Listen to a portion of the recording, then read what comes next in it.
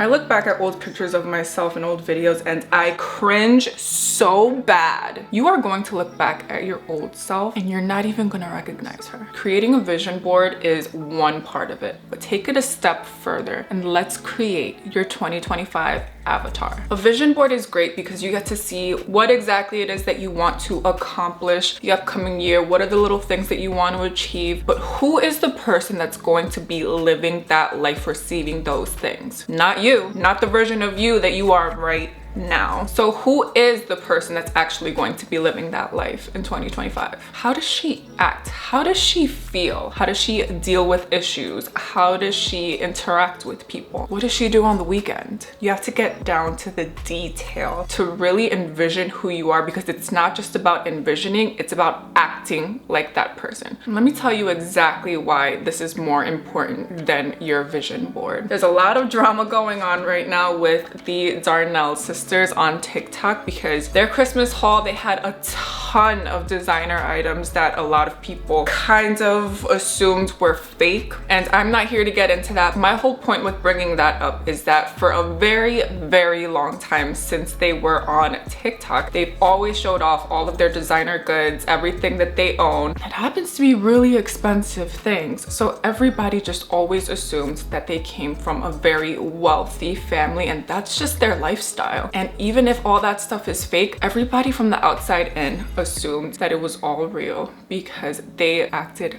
the part. If everything is fake, they wear the fake pieces with confidence. They act like they belong there. Now, let me just tell you guys a quick personal story, which is the total opposite of the situation. I have some designer pieces myself. I got designer items before I actually felt like I deserved them, before I actually thought that I could walk around confidently wearing those items like I am worthy of actually owning these things. You know what happens when you do that? I was walking around Soho one day with my big Louis Vuitton, I think it's called the On The Go. It was when it first came out. I had this huge bag with me. I wasn't acting like somebody who could afford this bag. I didn't wear it confidently, and you can see that all over me, to the point where someone came up to me, told me they loved my bag, and said that they assumed that it was fake. And I was offended at the time, but then thinking back to it and looking back at the pictures and videos that I have from that time, I understand why. Of course, it was a very rude comment to make to a stranger that you don't even know, but I get it. I get it now looking back. So your 2025 avatar. Last year on my vision board, I had a few things. I wanted to travel to different countries. I've never been to Europe and I wanted to go to Europe for the first time. I want to get married. I want to be a mom. I want to work for myself, amongst so many other things. And I had a little bit of everything on my vision board. And then I had to sit down and think, who is the person who's actually doing all of this? Not me, who's staying home, not doing anything, not making any changes in my life. You can't be comfortable if you have big dreams for yourself. So one thing that I did that was really important was sitting down, thinking about the person who actually lives this life and creating a schedule for her, a daily schedule for every day of the week. What does a typical week for this person look like? And then I created a schedule for the life that I'm living right now, put them together side by side, and figured out exactly how I can incorporate bits and pieces of the life that I want to live into the life that I'm already living now. Because the key is feeling comfortable as that person, doing things every day that that person already does, so that you can already start living that life and feeling like you deserve it. So for example, I work a 9 to 5 days a week. My avatar, like I said, is going to be a wife and a mother. So I started to think about what exactly is the type of life that I want to live as a wife and a mother, and what can I do to actually start doing certain things in my life now, even though I'm not married and I don't have kids yet. I want to be a fit mom. So working out early in the day before getting the rest of my day started was something important to incorporate into my schedule. Not just that, but I also also have great memories of my mother cooking every single meal for us, and I want to give that to my own children. So on top of actually getting my workouts in and being consistent about it, I also have to come back with enough time to cook myself some food so that that can be my normal life. I had to start going to the gym earlier in the day, but I also had to start putting time into my schedule to actually learn different recipes so that I can learn how to cook different things and not just the same things that I've been eating and cooking for myself for the past few years. Another thing that's important to include into your schedule that you create for yourself is hobbies. Pick up different hobbies, and people talk about this all the time, but it is so important, and it can be something super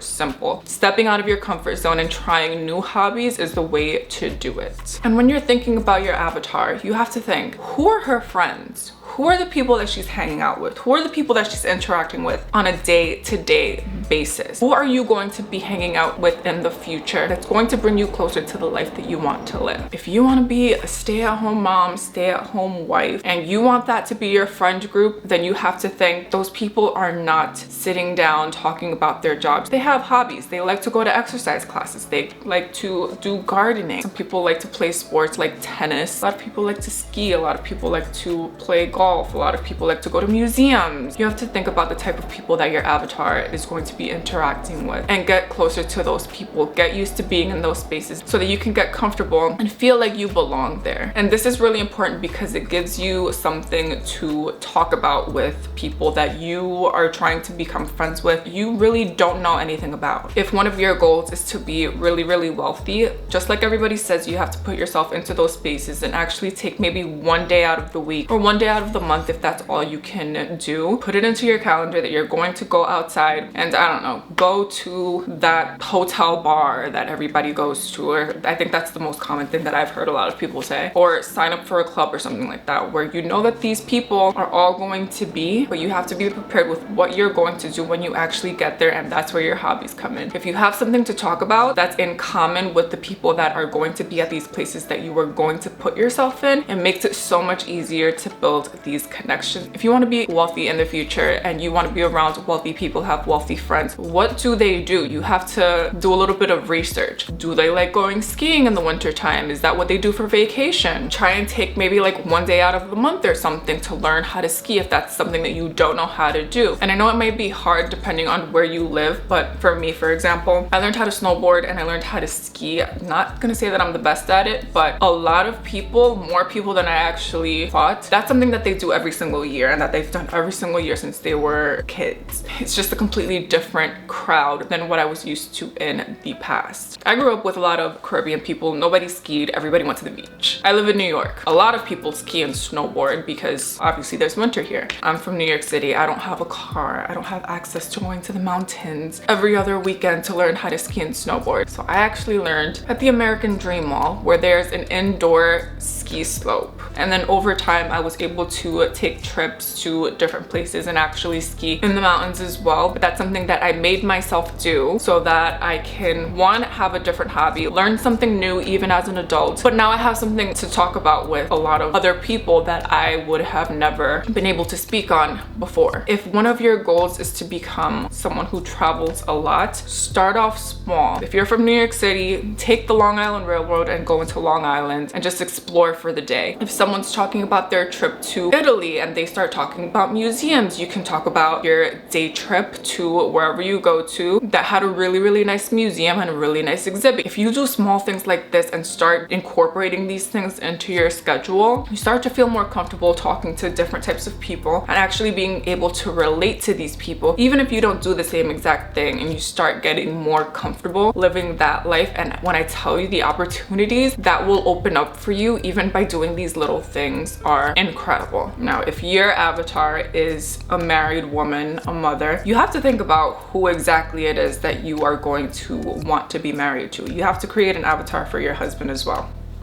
I'm just saying, create a list of things that are so important to you down to the very last detail. Be very specific about it, of who your husband is. Create an avatar for him. And this is really important because, one, if you meet people and think about dating people who do not align with this list, then you won't waste your time trying to get to know someone. But more importantly, if you have an ideal partner and you have an avatar for them, then it's not just thinking about who they are, then you have to think about the type of person that person is going to be looking for as well. For example, if you are looking for a man or woman, whoever, that is extremely successful and loves to travel all the time and is very family oriented, or whatever your list of non-negotiables are, would that person be looking for you in the way that you are right now? Who will fit into their life? Because it's not going to be you the way that you are right now. If the person that you want to become is extremely wealthy, but you have $1 million